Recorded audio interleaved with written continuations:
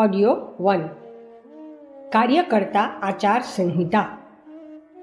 લેખક પંડિત શ્રીરામ શર્મા આચાર્ય. કાર્યકર્તાઓને બે બોલ. દરેક સંસ્થા નિશ્ચિત ઉદ્દેશ્યને પ્રાપ્ત કરવા અથવા તેને પૂરો કરવા માટે સ્થાપવામાં આવે છે.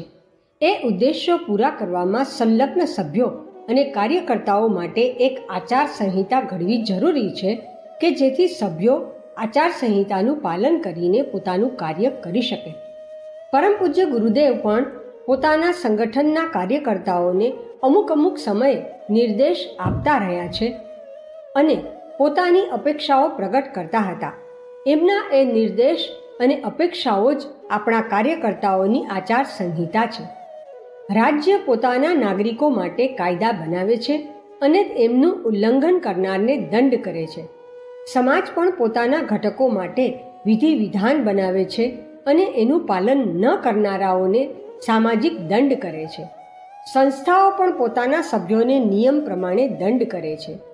આપણી સંસ્થા સ્વયંસેવી સંસ્થા છે. આપણું સર્વોત્તમ દંડ વિધાન એ જ હોઈ શકે કે કાર્યકર્તા દરરોજ રાતે સૂતા પહેલાં પોતાની આલોચના કરે કે મારાથી આજે આચાર સંહિતાનું ઉલ્લંઘન તો થયું નથી ને? જો થયું હોય તો તેનું પુનરાવર્તન ના થાય એ માટે સંકલ્પ કરે. સવારે ઉઠીને એ સંકલ્પને ફરી દોહરાવે અને આખો દિવસ જાગૃત રહે. આપણે બધા જો આટલું કરીશું તો આપણું યુગ નિર્માણનું સ્વપ્ન શીઘ્ર પૂરું થઈ જશે. અનુક્રમણિકા વિષય અને પૃષ્ઠ નંબર 1. દરેક લોકસેવક માટે ઉપાસના એક જરૂરી નિત્યક્રમ. 2. અધ્યાત્મ ક્ષેત્રની વરિષ્ઠતાનો આધાર વિનમ્રતા પર. 3. વરિષ્ઠતાની બે કસોટીઓ પ્રામાણિકતા તથા ઉદારતા. 4. સેવા ધર્મ આપણા જીવનનું અંગ બને. 5. મોટાઈની નહીં મહાનતાની આકાંક્ષા જાગૃત કરીએ. 6. પોતે બદલાઈએ પ્રવાહને બદલીએ. 7. માર્ગ ના ભૂલીએ અવરોધોથી ડગી ના જઈએ. 8. પ્રગતિ પંથના 3 મુખ્ય અવરોધો. 9. લોક સેવા સ્વયંની જાહેરાતનો આડંબર ના બની જાય. 10. યુગ શિલ્પી લોભ મોહ અહંકારની બેડીઓમાંથી બહાર નીકળે. 11. ભાવભરી શિખામણ જેને હૃદયંગમ કરવી શ્રેયસ્કર છે. 1. દરેક લોકસેવક માટે ઉપાસના એક જરૂરી નિત્ય ક્રમ. આત્માની ઉન્નતિ માટે એ મહાશક્તિની સાથે ધર્મિષ્ઠતા કેળવવી જરૂરી છે કે જેનામાં અનંત શક્તિઓ અને વિભૂતિઓના ભંડાર ભરેલા હોય છે. વીજળી ઘરની સાથે ઘરના લાઇટના બલ્બ તથા પંખાઓનો સંબંધ જોડનારા તારોનું ફિટિંગ બરાબર હોય તો જ તે સારી રીતે પોતાનું કામ કરી શકે છે. પરમાત્મા સાથે આત્માનો સંબંધ જેટલો નજીકનો હોય, જેટલો સુવ્યવસ્થિત હોય એટલા જ પ્રમાણમાં પરસ્પર આદાન પ્રદાનની પ્રક્રિયા ચાલશે અને એનાથી નાના પક્ષને વિશેષ લાભ થશે. બે તળાવોની વચ્ચે નીક ખોદીને એમનો સંબંધ સ્થાપવામાં આવે તો નીચેના તળાવમાં પાણી દોડવા માંડશે અને જોતજોતામાં બંનેના પાણીનો સ્તર સરખો થઈ જશે. વૃક્ષને વીંટળાઈને વેલ કેટલે ઊંચે ચડી જાય છે એ બધા જ જાણે છે. જો એને આવો અવસર પ્રાપ્ત ના થયો હોત તો તે પોતાની પાતળી કમરના કારણે જમીન પર ફેલાઈ શકે પણ ઉપર ચડી નથી શકતી. પોલા વાંસનો નિરર્થક માનવામાં આવતો ટુકડો જ્યારે વાદકના હાથ સાથે એકતા સ્થાપિત કરી લે છે ત્યારે વાંસળી વાદનનો એવો આનંદ આવે છે કે જેને સાંભળીને સાપ ડોલવા માંડે છે અને હરણો મંત્રમુગ્ધ થઈ જાય છે. પાતળા કાગળમાંથી બનેલી પતંગ આકાશમાં ત્યારે પહોંચે છે જ્યારે એની દોરીનો છેડો કોઈ ઉડાડનારના હાથમાં રહે છે. આ સંબંધ શિથિલ થાય અથવા તૂટી જાય તો આખી રમત પૂરી થઈ જાય અને પતંગ જમીન પર આવી પડે છે. આ ઉદાહરણો એ બતાવે છે કે જો આત્માને પરમાત્મા સાથે ગાઢ રીતે જોડાઈ જવાનો અવસર મળે તો એની સ્થિતિ સામાન્ય નથી રહેતી. પછી તે નર પશુઓ જેવું જીવન ન વિતાવે. પરંતુ આવા માણસો જોત જોતામાં ક્યાંય ના ક્યાં પહોંચી જાય છે. ઇતિહાસ તથા પુરાણ આવા દેવ માનવોની ચર્ચાથી ભરપૂર છે જેમણે પોતાના અંતરાત્માને નિમ્નતાથી વિમુખ કરીને ઈશ્વરીય મહાસત્તાની સાથે જોડ્યો, તેઓ જોત જોતામાં ક્યાંથી ક્યાં પહોંચી ગયા. ઉપાસનાને આધ્યાત્મિક પ્રગતિનું અત્યંત જરૂરી અંગ માનવામાં આવે છે. એના વગર એવો સંબંધ સ્થાપિત નથી થતો જેના કારણે નાના નાના સાધનો વીજળી ઘર સાથે તાર જોડી લેવાથી પોતાની મહત્વપૂર્ણ કામગીરી બતાવવામાં સમર્થ બને છે.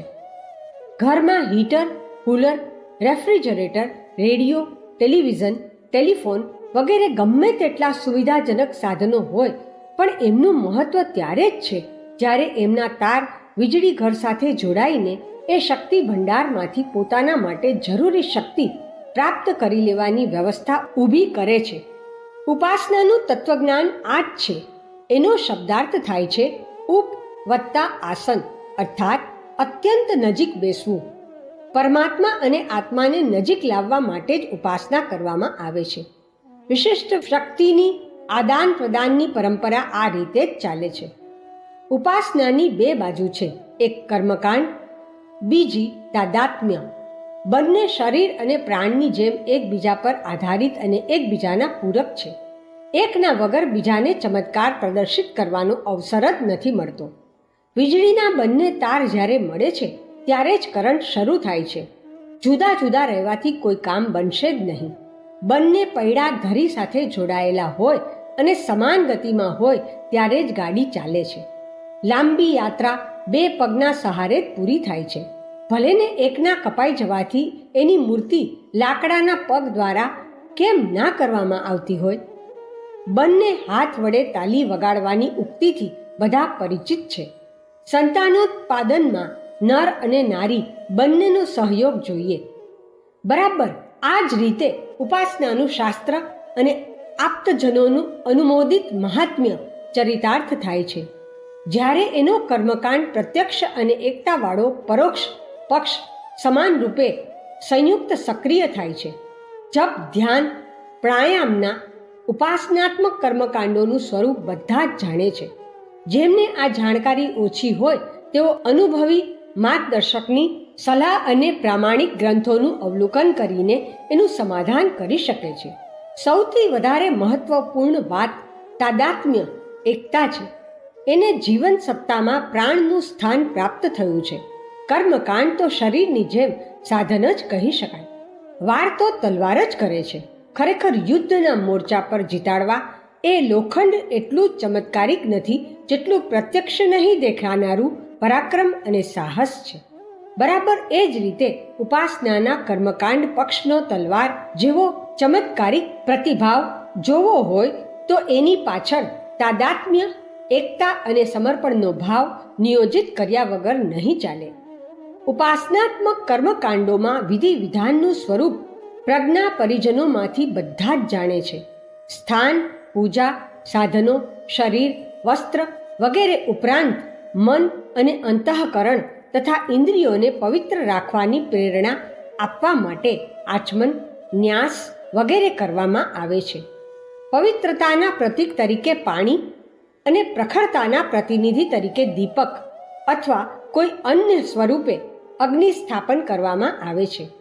સમજવામાં આવે કે આત્મિક પ્રગતિ માટે સત્ય, અહિંસા, બ્રહ્મચર્ય વગેરે સજ્જનતાપૂર્ણ સદ્ગુણોની જેટલી જરૂરિયાત છે, બરાબર એટલી જ જરૂરિયાત સંયમ, સાહસ, પરાક્રમ તેમજ સંઘર્ષના રૂપમાં અપનાવવામાં આવેલ તપશ્ચર્યાનું પણ મહત્વ છે.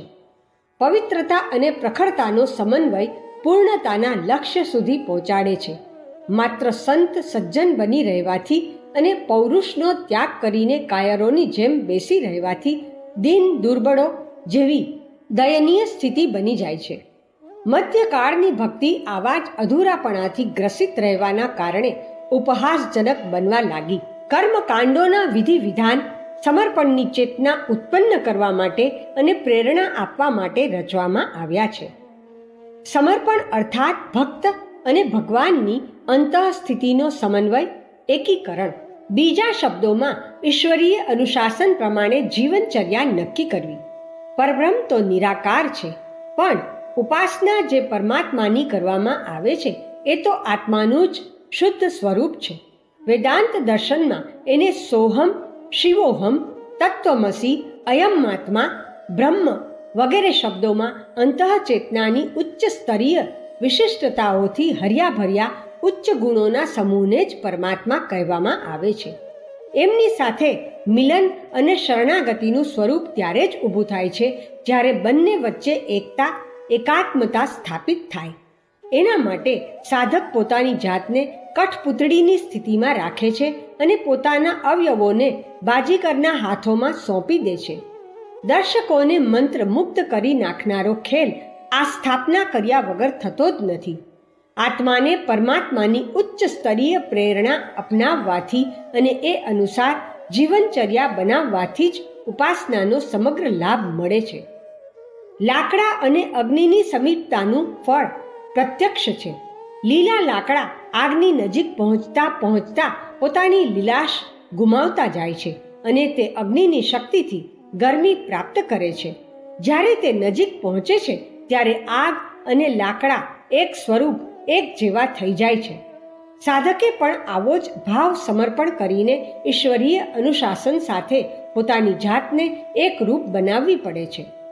ચંદનની નજીકની વનસ્પતિ સુગંધિત થઈ જવી, સ્વાતિ બિંદુના સહયોગથી છીપમાં મોતી પેદા થવું, પારસને સ્પર્શીને લોખંડનું સોનામાં રૂપાંતર થઈ જવું, નાળીનું ગંગામાં મળીને ગંગાજળમાં રૂપાંતર થવું, પાણીનું દૂધમાં ભળીને એ જ ભાવે વેચાવું, બિંદુનું સમુદ્રમાં ભળી જઈને વિશાળ બની જવું.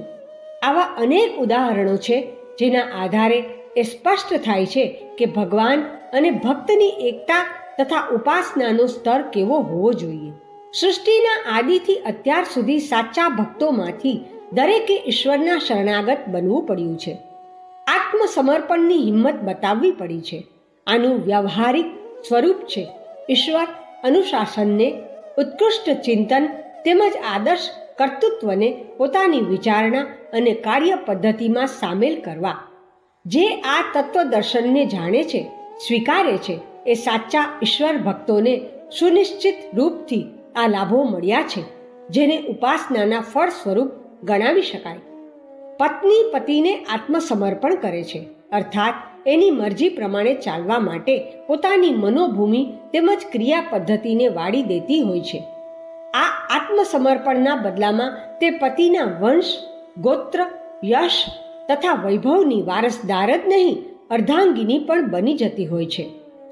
સમર્પણ વગરનું કર્મકાંડ તો એક પ્રકારનો વેશ્યા વ્યવસાય અથવા ચિહ્ન પૂજા જેવો નિર્જીવ ઢાંચો જ ગણાવી શકાય. ભક્ત ભગવાનને અનુરૂપ ચાલે છે અને છેવટે નર નારાયણ, પુરુષ પુરુષોત્તમ, ભક્ત ભગવાનની એકતાનું ઉદાહરણ જાતે જ બની જાય છે. દેવાત્માઓમાં પરમાત્માના સ્તરની જ ક્ષમતાઓ ઉત્પન્ન થાય છે. આને જ રિદ્ધિ સિદ્ધિઓ કહેવામાં આવે છે. પ્રજ્ઞા પરિજનોને મૂર્ધન્ય ભૂમિકા નિભાવવા માટે આત્મશક્તિની પ્રાણ ઉર્જાનો વધારે પ્રમાણમાં સંચય કરવો પડશે. આ તેમને પરમાત્મા પાસેથી જ મળશે. એટલા માટે એમણે ઉપાસના માટે સાચા મનથી સાહસ અને પ્રયાસ કરવા પડે. જીવનચર્યામાં એને નિષ્ઠાપૂર્વક સુનિશ્ચિત તેમજ પાયાનું સ્થાન આપવું જોઈએ. વ્યાયામ, ઔષધિ સેવન, અધ્યયન વગેરે માટે પણ સમય નક્કી કરવામાં આવે છે અને એના પ્રમાણની મર્યાદા પણ રાખવામાં આવે છે. જો આ પ્રસંગોમાં મનમોજીની જેમ વર્તવામાં આવે, સમય અને માત્રાની ઉપેક્ષા કરીને મન ફાવે તેવી રીતે સ્વચ્છંદી બનીને વર્તવામાં આવે તો પહેલવાન, વિદ્વાન અને નિરોગી બનવાની ઈચ્છા પૂરી થઈ જ નથી શકતી. પ્રત્યેક મહત્વપૂર્ણ કામમાં નિયમિતતાને મહત્વ આપવામાં આવે છે. જે કરવામાં આવે એમાં સમગ્ર મનોયોગનું નિયોજન કરવામાં આવે છે. ઉપાસનાના સંદર્ભમાં પણ એમ જ કરવું જોઈએ. અસ્તવ્યસ્તતા ચાલુ રહેશે તો ઈચ્છિત ઉદ્દેશ્યની પ્રાપ્તિ અત્યંત મુશ્કેલ બની જાય છે.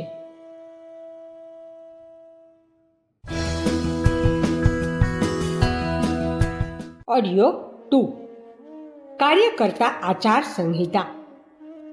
યુગ સંધિના આ સમયમાં બધા જ પ્રજ્ઞા પરિજનોને પ્રાતઃકાળમાં ઓછામાં ઓછી 3 માળા ગાયત્રી જપ કરવાનું કહેવામાં આવ્યું છે. જપની સાથે પ્રભાતકાલીન સૂર્યના દર્શન અને તે સવિતા દેવતાના સોનેરી કિરણોનું સ્થૂલ, સૂક્ષ્મ અને કારણ શરીરોમાં પ્રવેશ કરાવવાનું ધ્યાન પણ કરતા રહેવું જોઈએ. શરીર, સ્થાન અને સાધનોની સ્વચ્છતા ઉપરાંત મન, બુદ્ધિ અને ચિત્તની સ્વચ્છતા માટે આચમન, પ્રાણાયામ અને ન્યાસના કર્મકાંડો કરવાની વ્યવસ્થા છે.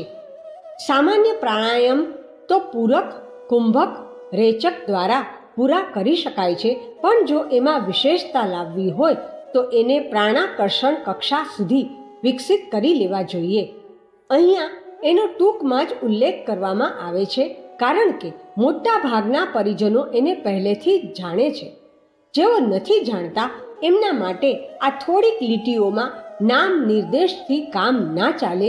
તેઓએ પોતાની નજીકના કોઈ નિષ્ણાત પાસે અથવા તો ગાયત્રી મહાવિજ્ઞાનમાંથી જાણવું જોઈએ, અથવા શાંતિકુંજ પત્ર વ્યવહાર કરીને પોતાની વર્તમાન મનઃસ્થિતિને અનુરૂપ સાધના ક્રમ નક્કી કરવો જોઈએ. સ્પષ્ટ છે કે સાધકની કક્ષાને ધ્યાનમાં રાખીને સાધના ક્રમ પણ ચિકિત્સા ઉપચારની જેમ જરૂરિયાત પ્રમાણે સમય પર બદલવામાં આવે છે. શાંતિકુંજને ગાયત્રી તીર્થના સ્વરૂપમાં અત્યારે આ જ પ્રયોજન માટે વિકસાવવામાં આવ્યું છે, જેનાથી પ્રત્યેક સાધકની સ્થિતિ તેમજ આવશ્યકતાને ધ્યાનમાં રાખીને એના માટે વિશેષ વ્યવસ્થા કરી શકે અને જે બતાવવામાં આવ્યું હોય એનો પ્રારંભિક અભ્યાસ પ્રત્યક્ષ માર્ગદર્શનમાં જ બરાબર કરવાનું શક્ય બની શકે. સામાન્ય રીતે પ્રજ્ઞા પરિજનોએ યુગ સંધિના સમયે પોતાની ઉપાસનાને નૈષ્ઠિક, નિયમિત તેમજ સમગ્ર બનાવી લેવી જોઈએ. 3 માળાના ગાયત્રી જપ ગુરુવારે જે રીતના થઈ શકે તે રીતે ઉપવાસ, બ્રહ્મચર્ય, મહિનામાં 1 વાર અગ્નિહોત્રનો ઓછામાં ઓછો કાર્યક્રમ તો કરવો જ જોઈએ. આનાથી વધારે પોતાના ભાવના ક્ષેત્રને ઉત્કૃષ્ટતાઓનો સમૂહ એવા પરમાત્મા સાથે તાદાત્મ્ય સ્થાપિત કરવાનો નિરંતર પ્રયાસ કરવો જોઈએ. ભાવના, વિચારણા અને ક્રિયા પ્રક્રિયામાં જેટલી વધારે ઉત્કૃષ્ટતાનો, આદર્શવાદિતાનો સમાવેશ થઈ શકે એના માટે પ્રયત્નશીલ રહેવું જોઈએ. ભજન અને શરણાગતિ બંને પક્ષની પ્રક્રિયા ઉપાસનાને સંપૂર્ણ બનાવે છે અને પોતાનું પ્રત્યક્ષ હાથોહાથ આપે છે. 2.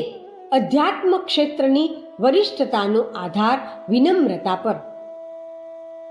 યુગ શિલ્પીઓની સાર્થકતા, વરિષ્ઠતા એમની વિદ્યા, બુદ્ધિ, ઉંમર, વંશ વગેરેના આધારે નહીં, પરંતુ વ્યક્તિત્વની વિશિષ્ટતાની સાથે તેનો અવિભાજ્ય સંબંધ આ કયા નિયમ પર આધારિત છે એના માટે એક આચાર સંહિતા યુગ શિલ્પીઓના સપ્તવ્રત નામે રજૂ કરવામાં આવી છે, જે એને જેટલી ગંભીર રીતથી સમજવાનો, જેટલી તત્પરતાથી અપનાવવાનો પ્રયાસ કરશે એ એટલા જ પ્રમાણમાં યુગ પુરુષ બનવાનું સૌભાગ્ય પ્રાપ્ત કરશે, મૂર્ધન્ય અને મહામાનવ કહેવાશે અને પોતાની આત્મિક વિભૂતિઓથી અસંખ્ય વ્યક્તિઓને અનુપ્રાણિત કરશે અને પોતાના ઢાંચામાં ઢાળશે. મોટા, એનાથી મોટા, બધાથી મોટા બનવાની લાલસા એટલી આંધળી બની જાય છે કે નથી ન્યાય સૂચતો, નથી વિવેક સૂચતો, કે નથી પરિણામ સૂચતું, નથી મર્યાદાઓનું ધ્યાન રહેતું, કે નથી નમ્રતા સધાતી. બળદ બનવાની હરીફાઈમાં એક દેડકો પોતાના પેટમાં હવા ભરતો ગયો અને છેવટે પેટ ફાટી જવાથી અકાળે મરી ગયો. આ વાર્તા મનુષ્યોને લાગુ પડે છે. જેટલી જલ્દી થઈ શકે, જેટલું વધારે ભેગું કરી શકાય એટલું થોડી રાહ જોયા વગર, મૂલ્ય ચૂકવ્યા વગર, કોઈ પણ પ્રકારના છળ કપટ વડે પોતાના માટે મેળવી લીધું.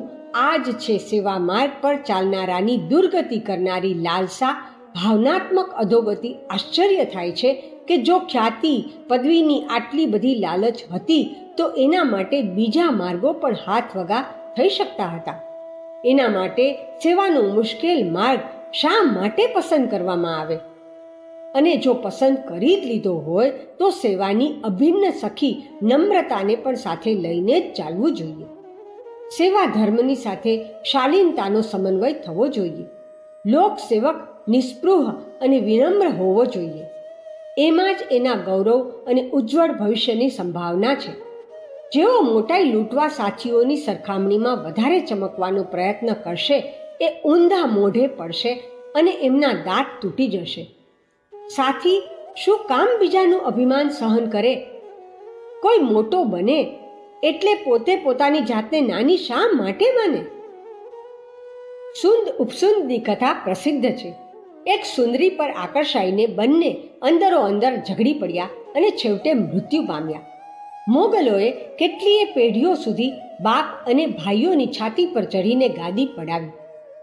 મધ્યકાળના સામંતોએ એવા કૃત્યો કર્યા જેમાં સાચા વારસદારોની હત્યા કરીને પોતે માત્ર દરબારી હોવા છતાં પણ સિંહાસન પર બેસી ગયા. સંસ્થાઓના વિઘટનમાં આ પદ લોલુપતા જ મુખ્ય કારણ રહ્યું છે. હમણાં જ જનતા પાર્ટીનું વિઘટન થઈ ચૂક્યું છે. એમાં વ્યક્તિગત મહત્વાકાંક્ષાનું, પદ લિપ્સાનું નગ્ન નૃત્ય અને સાથે સાથે એનું દુષ્પરિણામ પણ બધાએ જોયું.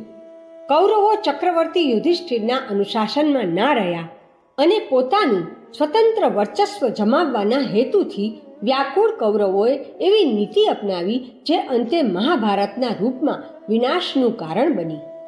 કૃષ્ણનો યાદવ વંશ નાગો ભૂખ્યો ન હતો, પણ એનો પ્રત્યેક સભ્ય પોતાની વિશિષ્ટતા સિદ્ધ કરવા માટે અને બીજાને પાડવા માટે સામૂહિક આપઘાતની સ્થિતિ સુધી જઈ પહોંચ્યા. આ બધું જોઈને જ વ્યાસજીએ અફર સિદ્ધાંતના સ્વરૂપમાં લખ્યું હતું, બહવઃ યત્ર નેતારઃ બહવઃ ભાનકોક્ષિણઃ સર્વે મહત્વમિચ્છિંતિ સદલ અવસીદતિ. જ્યાં અનેક લોકો નેતા બને, જ્યાં ઘણા બધાને મહત્વાકાંક્ષા, યશની લાલસા હોય, એ દળ છેવટે નાશ પામીને જ રહે છે. યુગ શિલ્પીઓએ આ જોખમથી બચવું જોઈએ. આપણામાંથી એક પણ લોકેશણાયુક્ત મોટાઈના મહત્વાકાંક્ષી ના બની જાય.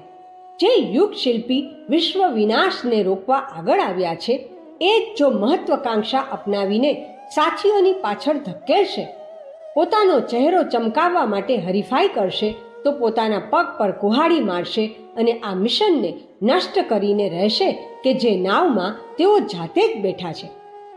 ભગવાન કૃષ્ણએ મહાભારત પછી થયેલા રાજસૂય યજ્ઞમાં આગ્રહપૂર્વક આમંત્રિતોના પગ ધોવાનું કામ પોતે સ્વીકાર્યું હતું અને સજ્જનને છાજે એવી વિનમ્રતાનો પરિચય કરાવ્યો હતો. ગાંધીજી કોંગ્રેસના પદાધિકારી નથી રહ્યા, તેમ છતાં પણ બધાથી વધારે સેવા કરનાર અને માનપાનના અધિકારી થયા છે. રામ અને ભરત બંનેએ રાજ તિલકના દડાને એકબીજા તરફ સરકાવવામાં કોઈ કસર નહોતી રાખી.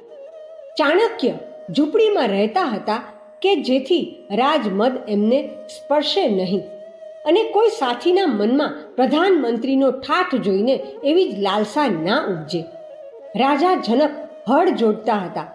બાદશાહ નાસિરુદ્દીન ટોપી સીવીને પોતાનું ગુજરાન ચલાવતા હતા. આ એવા ઉદાહરણો છે જેનાથી સાથીઓને વધારે વિનમ્ર અને સંયમી બનવાની પ્રેરણા મળે છે. નહુશે ઋષિઓને પાલખીમાં જોતર્યા અને સાપ બનવાનો શાપ સહન કરવા માટે મજબૂર થયા.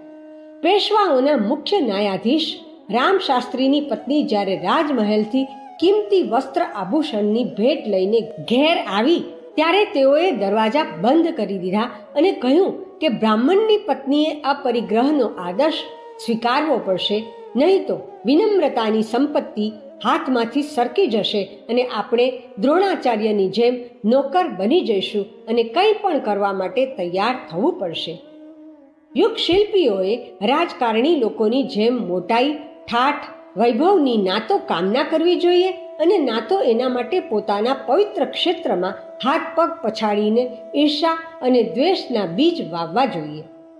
જે જેટલો મોટો હોય એ એટલો નમ્ર થઈને રહે, અનુશાસનનું પાલન કરે અને યોગ્યતાને અનુરૂપ વર્ચસ્વ મેળવવાનો પ્રયાસ ના કરે. મિશનમાં યોગ્યતાનું નહીં, સજ્જનતાનું મહત્વ છે, જેની સાથે નમ્રતા, નિરહંકારિતા અભિન્ન રૂપથી જોડાયેલી છે. આપણામાંથી કોઈ પણ અહંકારનું પ્રદર્શન ના કરે, નાનો બનીને રહે અને અનુશાસન પાલનમાં પોતાનું ગૌરવ સમજે. આ રીતિ નીતિનો ત્યાગ કરનાર માનના ભૂખ્યા લોકો સૃજન શિલ્પી ના બને. શીખોના છઠ્ઠા ગુરુ અર્જન દેવ પંગતના એઠા વાસણ માંજવાનું કામ કરતા હતા. ગુરુની ગાદીના ઈચ્છુકોમાંથી બધાને અયોગ્ય ઠરાવી ગુરુ રામદાસે પોતાના ઉત્તરાધિકારી અર્જુન દેવને આ આધારે ઘોષિત કર્યા કે તેઓ નમ્રતા, નિસ્પૃહતા અને અનુશાસન પાલનમાં અગ્રણી હતા. અધ્યાત્મ ક્ષેત્રમાં શ્રેષ્ઠતા યોગ્યતાના આધાર પર નહીં પણ આત્મિક સદ્ગુણોની અગ્નિ પરીક્ષા દ્વારા તપાસવામાં આવે છે. આ ગુણોના સમૂહમાં નિરહંકારિતાને, વિનયશીલતાને અતિ મહત્વપૂર્ણ સ્થાન મળે છે. સરકારી ક્ષેત્રોમાં યોગ્યતાના આધારે પદોન્નતિ થાય છે અને નોકરીમાં બઢતી મળે છે. આ જ માપદંડ જો અધ્યાત્મમાં પણ અપનાવવામાં આવે તો પછી ભાવનાઓનું ક્યાંય કશું મહત્વ નહીં રહે. મહત્વકાંક્ષી લોકો જ આ ક્ષેત્રમાં પણ પોતાનું આધિપત્ય જમાવવા માટે યોગ્યતાનો આશરો લેવા માંડશે તો સદાશયતાને કોઈ પૂછશે પણ નહીં. સંન્યાસ લેતી વખતે પોતાના અત્યાર સુધીના વંશ, યશ, પદ, ગૌરવ તથા ઇતિહાસનું વિસ્મરણ કરવાનું હોય છે. ગુરુ આશ્રમ તેમજ સંપ્રદાયના એક વિનમ્ર સભ્ય બનીને રહેવું પડતું હોય છે. સેવા ધર્મ પણ એક પ્રકારે નાની એવી સંન્યાસ પરંપરા છે. એમાં ભૂતકાળમાં પ્રાપ્ત કરેલી યોગ્યતાઓ, વિશેષતાઓને મોટે ભાગે પૂર્ણ રીતે ભૂલીને મિશનના ગૌરવ સાથે જોડાઈને એક સ્વયંસેવકના હાથ જેટલી પ્રતિષ્ઠા પ્રાપ્ત થાય એમાં જ સંતોષ મેળવી લેવાનો હોય છે. યાદ રહે, વધારે મોટી વ્યક્તિ વધારે વિનમ્ર હોય છે. ફળોથી ડાળીઓ ભરાઈ જાય પછી આંબો જમીન તરફ ઝૂકવા માંડે છે. અકળાય છે તો પાનખરના ઠૂંઠા જ. ગાંધીજીને સાબરમતી આશ્રમમાં સંડાસ સાફ કરવાથી માંડીને નાના મોટા બધા જ કામો પોતાની જાતે કરવા પડતા હતા, જે કરવામાં સામાન્ય રીતે મોટા માણસો નાનમ માનીને નોકરો પાસે કરાવે છે. વિનોબાના પવનાર આશ્રમમાં બધા જ આશ્રમવાસીઓ કૂવામાંથી પાણી ખેંચતા અને ચોકી પણ કરતા હતા.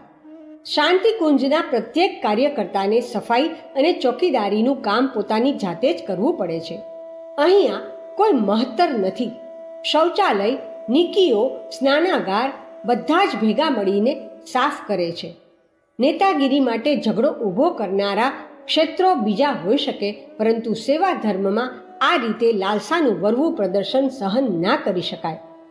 સ્કાઉટિંગનું જેમણે શિક્ષણ મેળવ્યું છે તેઓ જાણે છે કે અનુશાસનના પાલનને જ મોટાઈનું ચિહ્ન માનવામાં આવે છે. પદવી પ્રાપ્ત કરવા માટે ઝઘડા કરનારાઓનું સ્વયંસેવી સંગઠનોમાં કોઈ સ્થાન નથી હોતું. ગુરુદ્વારામાં શ્રદ્ધાળુ સેવકો આગંતુકોના પગરખાં લૂછે છે અને યોગ્ય સ્થાને મૂકે છે. મહિલાઓ પોતાની ઓઢણીથી પગથિયા સાફ કરે છે.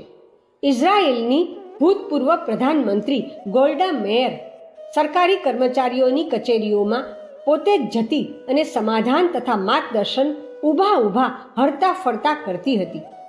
કેરળમાં જ્યારે નામ્બુદરીપાદ મુખ્યમંત્રી હતા ત્યારે તે ઘરેથી કચેરી સુધી સાયકલ પર આવતા જતા હતા. આ નમ્રતાને સજ્જનતાનું બીજું સ્વરૂપ કહી શકાય. યુગ શિલ્પીઓની સેવા સાધનામાં આ જ આચાર સંહિતાનું પરિપાલન કરવામાં આવે છે. નેતાગીરી કરનાર અહીંયા કશું જ પ્રાપ્ત કરી શકતા નથી.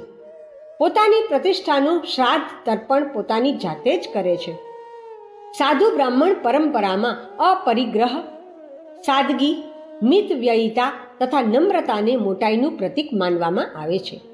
વિલાસી, અહંકારી, ઉદ્ધત, કટુભાષીઓને આ ક્ષેત્રમાં ત્યાજ્ય ગણવામાં આવે છે. ભિક્ષાટન માટે જવું, ઘેર ઘેરથી ભિક્ષા માંગવી, ખાવી એ બધા પાછળ અહંકાર, અભિમાન ગાળવાની એ સાધના કરવી પડે છે, જેના વગર આધ્યાત્મિક ઊંચાઈનો વિકાસ થતો નથી. જડો જ્યાં પોતે ચોંટી જાય છે ત્યાંથી પેટ ભરીને લોહી પીધા પછી જ છૂટે છે. તેને છોડાવવાનો એક જ ઉપાય છે. એની પર વાટેલું મીઠું છાંટી દેવામાં આવે તો તે જોત જોતામાં ઓગળવા માંડે છે અને છૂટીને તત્ક્ષણ એક ખૂણામાં જઈને પડે છે. અભિમાન, અહમ એક પ્રકારની જડો છે. એનાથી છૂટવા માટે આવા નાના નાના કામ પોતાના હાથે કરવાના હોય છે, જેને સામાન્ય રીતે નાના લોકો દ્વારા કરવા યોગ્ય સમજવામાં આવે છે.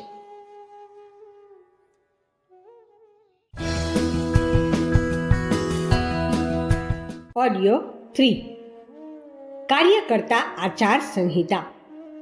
યોગ શિલ્પી એક મહાન મિશનના અંગ અવયવ હોવાના કારણે જ સન્માન પ્રાપ્ત કરે છે અને ઉચ્ચ સ્તરીય વ્યક્તિત્વનો યશ પ્રાપ્ત કરે છે. તેઓએ સાર્વજનિક આયોજનોમાં હું શબ્દનો ઉપયોગ ના કરવો જોઈએ. આપણે તથા કહેવું જોઈએ. દોષ, દુર્ગુણો, અપરાધો સ્વીકારવામાં તો હું શબ્દનો ઉપયોગ થઈ શકે છે, પરંતુ શ્રેય તો બધાના સહિયારા પ્રયાસોથી થાય છે. એટલા માટે એ કરવામાં બધાના સહિયારા પ્રયાસનો સંકેત થવો જોઈએ. સાથીઓને સ્નેહ, લાડ અને સહયોગ આપવામાં આપણે આગળ રહીએ. સફળતાની ચર્ચામાં એમના શ્રમ, સહયોગનો ઉલ્લેખ કરીએ. કર્તવ્ય પાલનને સર્વોપરી માનીએ અને હકનો દાવો ના કરીએ. આવા નિરાભિમાનીપણું ખાતર પાણી મેળવીને એ 7 મહાવતો કલ્પ વૃક્ષની જેમ ફળે ફૂલે છે અને સફળતાઓ લચી પડે છે, જેને સેવા ક્ષેત્રમાં કામ કરનારાઓને ઉપલબ્ધ થનાર દિવ્ય વરદાન ગણાવી શકાય. 3. વરિષ્ઠતાની 2 કસોટીઓ: પ્રામાણિકતા અને ઉદારતા. વિશેષજ્ઞોની બધી જ જગ્યાએ માંગ રહે છે. વિશિષ્ટ શક્તિ સંપન્નોની પ્રત્યેક વ્યક્તિ શોધ કરે છે. બેકાર, બેરોજગાર, ઉપેક્ષિત ફરનારાઓમાંથી મોટા ભાગના અયોગ્ય જ હોય છે. મહત્વપૂર્ણ પ્રયોજનો પૂરા કરવામાં હોશિયાર અને વિશિષ્ટ લોકો જ સફળ થાય છે. અયોગ્ય વ્યક્તિઓ તો પોતાનો જીવન નિર્વાહ પણ બરાબર નથી કરી શકતી. એટલા માટે પ્રત્યક્ષ મહત્વકાંક્ષીઓએ સૌ પ્રથમ પોતાની યોગ્યતાઓ તથા વિશેષતાઓની વૃદ્ધિ કરવામાં પ્રવૃત્ત થવું પડે છે. નહીં કોઈ સ્વાર્થ સિદ્ધ થાય કે નહીં કહેવાતા પરમાર્થમાં સફળતા મળે. પરમ સત્તાએ આ સમયમાં યુગ નિર્માણ યોજનાને સાધન સંપન્ન બનાવવાની સાથે સાથે પ્રતિભાશાળીઓને એકત્રિત કરીને પ્રશિક્ષિત કરવાનું કાર્ય સૌ પ્રથમ હાથમાં લીધું છે. આના માટે વિશ્વાસ અને વફાદારીપૂર્ણ વ્યક્તિઓના સહારે કામ ચાલશે. સમુદ્ર પર સેતુ બનાવવા માટે નલ, નીલ જેવા કુશળ એન્જિનિયરોને બોલાવવામાં આવ્યા હતા. સુએઝ અને પનામા શહેર બનાવવાનું આયોજન ઉચ્ચ કોટીના પ્રતિભાવાનોના હાથોમાં સોંપવામાં આવ્યું હતું. નિર્દેશક બરાબર ના હોય તો સારી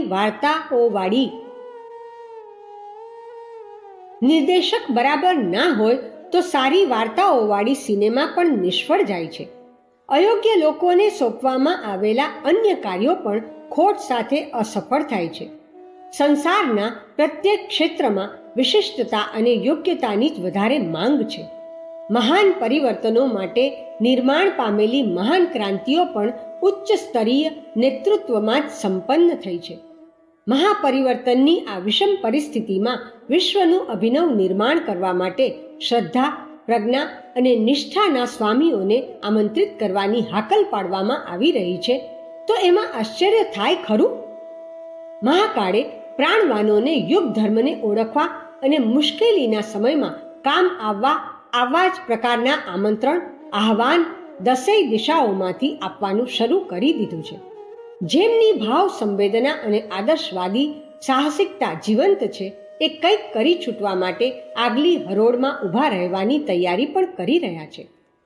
જ્યાં અધ્યાત્મ વર્ચસ્વ ઉભરાય છે, ત્યાં બૌદ્ધિક તેજસ અને પુરુષાર્થના પ્રાણ ઓજસની પણ ખામી નથી રહેતી. પહેલવાન કસરત કરે અને પૌષ્ટિક ખોરાકના સાધનો ઉપયોગમાં લે છે.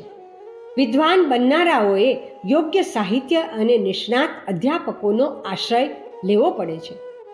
રોગીઓએ ચરી પાડીને ઔષધિ સેવનને શિરોધાર્ય કરવું પડે છે. આનાકાની કરવાથી એ અસમર્થ રહેવાની સ્થિતિમાંથી ઉગરી શકતા નથી. જેઓએ પોતાના સમયના હનુમાન અને અર્જુન બનવું છે, તેઓએ પોતાને 2 કસોટી પર કસવા માટે અને સાચા સાબિત થવા માટે આમ તેમ જોયા વગર આ દિવસોમાં મંડી પડવું જોઈએ. આમાંથી એક છે પ્રામાણિકતા અને બીજી છે ઉદારતા. આ બંને વિભૂતિઓથી સુસજ્જિત હોવાથી ઉચ્ચ સ્તરીય વ્યક્તિત્વ નિર્માણ કરવાનો સુયોગ સાહજિકતાથી જ પ્રાપ્ત થાય છે. પ્રામાણિકતાનો પર્યાયવાચી શબ્દ છે આત્મપરિષ્કાર. એના માટે ખરાબ ચિંતન અને અનાચરણથી મુક્તિ પ્રાપ્ત કરવી જોઈએ. આને જ તત્વદર્શકોએ લોભ અને મોહની બેડીઓમાંથી છુટકારો પ્રાપ્ત કરવાનું કહ્યું છે. તેઓએ મોટાઈના પ્રદર્શનના અભિમાનને પણ ત્રીજી મુશ્કેલી બતાવી છે. આ ત્રણ સામે ઝઝુમ્યા પછી એ ભવબંધનોમાંથી, કશાય કલ્મશોમાંથી છુટકારો મળી જાય છે, જે પતન અને પરાભવ માટે પૂરેપૂરા જવાબદાર છે. પ્રતિભા સુધારણાનું બીજું ચરણ છે ઉદારતા. આને પણ તપશ્ચર્યા તેમજ પુણ્ય પુરુષાર્થ સંચિત કરવાની સુનિશ્ચિત ક્રિયા પ્રતિક્રિયા સમજવામાં આવે છે. આ જ દ્રષ્ટિકોણને અપનાવવાથી આત્મવત સર્વભૂતેષુ અને વસુધૈવ કુટુંબકમના બંને મહામંત્રોની ક્ષમતા વ્યાવહારિક જીવનમાં પ્રવેશી જાય છે અને સામાન્યને અસામાન્ય બનાવવામાં પૂર્ણ રીતે સફળ થાય છે. જેઓએ પોતાની વિચારણાઓને કશાય કલ્મશોથી, લોભ લાલસાથી ઊંચે ઉઠાવી લીધી છે, એમના માટે પછી કોઈ એવું બંધન બાકી રહેતું નથી જેના આધારે યુગ ધર્મ અપનાવવામાં આનાકાની કરવા માટે બહાનું શોધી શકાય. પ્રામાણિકતાનો એક જ આધાર છે પવિત્રતાયુક્ત નિર્દોષ જીવન. માનવીય ગૌરવને મહત્વ આપનારી વ્યક્તિ સ્વાભાવિક રીતે જ પોતાના દ્રષ્ટિકોણને, પોતાના વર્તન વ્યવહારને યોગ્યતાના માર્ગ પર ગતિશીલ રાખી શકે છે. તે કોઈની પણ દ્રષ્ટિમાં માત્ર વિશ્વાસુ જ નહીં, પરંતુ શ્રદ્ધા, સન્માન અને સહયોગના પણ ભાગીદાર બને છે. આવી જ વ્યક્તિઓ પોતાની સલાહને કથની અને કરણીને એકરૂપતાના આધારે એટલી સશક્ત બનાવી શકે છે કે તેને માનવા અપનાવવા માટે અનેક લોકો તત્પર થઈ શકાય છે. ઉદારતાનું પ્રતીક પરમાર્થ છે. આને જ બીજા શબ્દોમાં ભવિષ્યને ઉજ્જવળ બનાવનાર પુણ્ય પણ કહે છે. સત આયોજન રૂપી ખેતરમાં પોતાના સમય, શ્રમ અને સાધનોને વાવનારાઓ સાધારણ ખેડૂતોની સરખામણીમાં વધારે નફામાં રહે છે. ખેડૂત જે બીજ વાવે છે એનું ઈચ્છિત માત્રામાં કેટલીક વાર પ્રતિકૂળતા ઉપસ્થિત થવાના પરિણામે ફળ મળતું નથી, પણ ઉત્કૃષ્ટતાના ક્ષેત્રમાં વાવવામાં આવેલા પોતાના અનુદાનો માટે કોઈને પણ નુકસાન સહન કરવાનું દુઃખ ભોગવવું પડતું નથી. આ અધ્યાત્મવાદી ખેતીના પ્રયત્નમાં એક દાણો વાવીને 1000 દાણા લણવાની સુનિશ્ચિતતાને કોઈ પણ અનુભવી શકે છે. ઉદાર મનવાળા આત્મસંયમી મહામાનવોના ઇતિહાસનું દરેક પાનું એની સાક્ષી આપવા માટે વિદ્યમાન છે કે પ્રામાણિકતા અને ઉદારતાની વિભૂતિઓ મેળવનાર હંમેશા ઊંચાઈ તરફ વેગથી આગળ વધે છે અને એવું વાતાવરણ બનાવે છે જેને અનંતકાળ સુધી વખાણવામાં અને યાદ રાખવામાં આવે છે. નવસૃજનની ભવ્યતા સુનિશ્ચિત છે એ સંભાવનામાં ભાગીદાર બનીને ગોવર્ધન ઉઠાવવામાં લાઠીનો સહારો આપનાર ગોવાળિયાઓ જેવો અવસર આપણા બધાની સામે છે. આ અવસરને કેમ ચૂકી શકાય? શ્રેયના ભાગીદાર બનવામાં આનાકાની અને સંકોચ કોઈ બુદ્ધિશાળીએ શા માટે કરવો જોઈએ? તૈયારી માટે માત્ર આટલું જ કરવું પૂરતું છે કે પ્રામાણિકતા, પ્રતિભા અને ઉદારતાનો એટલો સંચય કરવામાં આવે જેનો અનુભવ આપણને થઈ શકે અને સર્વસાધારણને પરિચય મળી શકે. ભાવનાઓ, માન્યતાઓ અને આકાંક્ષાઓ અંતઃકરણના ઊંડાણમાંથી જન્મે છે, પણ પ્રત્યક્ષ જીવનમાં તે ગુણ, કર્મ અને સ્વભાવના સ્વરૂપે પોતાનો પરિચય આપે છે. આ પ્રવૃત્તિઓનો સમૂહ જ વ્યક્તિત્વના સ્વરૂપે વિકસિત થાય છે. શક્તિશાળી મનુષ્ય જે માર્ગ પર ચાલવા માંડે છે એમાં જ અસાધારણ કક્ષાની સફળતાઓ પ્રાપ્ત કરતો આગળ વધતો જાય છે. પરિવર્તનના આ મહાન સમયમાં ઉચ્ચ કક્ષાની જવાબદારી જેને સોંપવાની છે, જે ઉત્સાહપૂર્વક એને અંગીકાર કરીને વહન કરવાના છે, તેમનામાં અસામાન્યતાના કેટલાક લક્ષણો તો જોવામાં, તપાસવામાં આવશે. સોનાની કસોટી અગ્નિમાં તપાવવાથી થાય છે. વ્યક્તિની ગરિમા પણ એવા 2 માધ્યમોથી જાણી શકાય છે, જેમાંથી એક છે ચિંતન, ચરિત્ર અને વ્યવહારમાં સમાયેલી ઉત્કૃષ્ટતા. આ એને પવિત્રતા, પ્રામાણિકતા અને શ્રેષ્ઠતા કહેવામાં આવે છે અને એમને કોઈ પણ જવાબદારી સોંપવાથી બરાબર સંપન્ન થશે જ એવો વિશ્વાસ રાખવામાં આવે છે. આ પ્રામાણિકતાના આધારે કોઈને પણ સામાન્ય માણસોની નજરમાં શ્રદ્ધાસ્પદ બનવાનો અવસર મળે છે. ઈશ્વર પણ તેઓને પોતાના પ્રતિનિધિ દૂતનું ગૌરવ પ્રદાન કરે છે. પ્રામાણિકતા સિવાય ઉદારતા બીજું માધ્યમ છે જેના આધારે આદર્શો તરફ ભાવભરી નિષ્ઠાની કસોટી કરવામાં આવે છે. પ્રામાણિકતા શરીરની સ્વચ્છતા તથા સુંદરતા સમાન છે અને ઉદારતા એની શોભા અને શણગાર છે. શરીર ભલે ગમે તેટલું સુડોળ હોય પણ તે નગ્ન સ્થિતિમાં હશે તો એને અશ્લીલ કહેવામાં આવશે.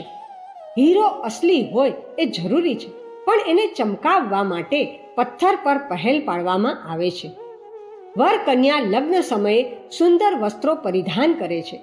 શાલીનતા, સદ્ભાવના તથા સદાચરણનું હોવું પ્રાથમિક સમર્થતાની જરૂરિયાત છે, પણ સાથે સાથે એ પણ જરૂરી છે કે સમર્થતાનો ઉપયોગ સત્પ્રયોજનોમાં કરવાની ઉદારતામાં કંજુસાઈ ન કરવામાં આવે.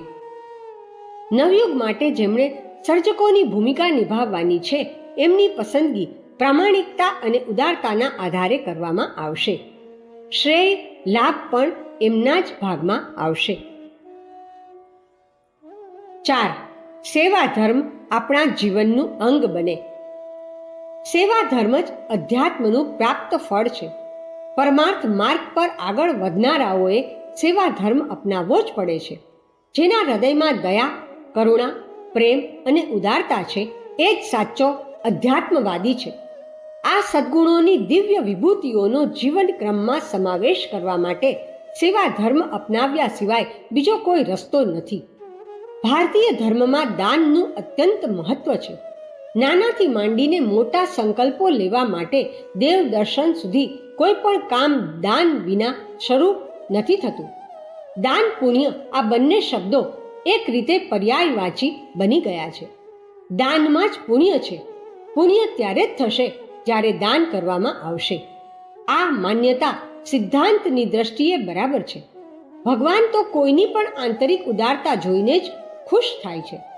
આત્માનો સાક્ષાત્કાર સદ્ગુણો વગર સંભવ નથી. ઉત્કૃષ્ટતા અને ઉદારતાનો સમન્વય સેવા ધર્મમાં છે. દાન સેવાનું જ એક નાનું સ્વરૂપ છે. સામાન્ય પરિભાષામાં કોઈને ધન આપવાનું નામ દાન કહેવામાં આવે છે. દાનનો આ અત્યંત વિકૃત અર્થ છે. અવિવેકપૂર્ણ દાન તો એક રીતે અનર્થ જ ઉત્પન્ન કરે છે. દાનના નામ પર આજકાલ કહેવાતા ધર્મજીવી લોકો વ્યવસાય ચલાવે છે. મફતના માલ પર મોજ કરનારા આ નકામા લોકો જનતાને અંધવિશ્વાસ તેમજ ભ્રમજાળમાં ફસાવે છે. આ દાન નથી. આપત્તિગ્રસ્ત લોકોને એટલી જ સહાયતા કરવી જોઈએ જેનાથી તેઓ પોતાના પગ પર ઊભા રહેવા લાયક બની જાય. જેઓ લોકમંગલ માટે પોતાનું આખું જીવન અર્પણ કરી રહ્યા હોય એવા બ્રાહ્મણોની નિર્વાહ વ્યવસ્થા કરવી એ પણ દાન છે. વ્યક્તિગત સ્વરૂપે આ બે જ પ્રયોજનો માટે કરેલ દાન એ જ સાચું દાન છે. અસલી દાન તો લોકોના માનસમાં સત્પ્રવૃત્તિના અભિવર્ધન માટે કરવામાં આવેલા પ્રયાસોમાં જ છે. દાન માત્ર ધન જ નથી હોતું. ધન આપવાની શક્તિ તો આ ઘોર આર્થિક ભીંસના જમાનામાં કોઈ વિરલાઓમાં જ હોય છે. એવા યોગ્ય પાત્રો પણ શોધ્યા નથી જડતા કે જેમને આપવાથી ધનની સાર્થકતા ગણાવી શકાય.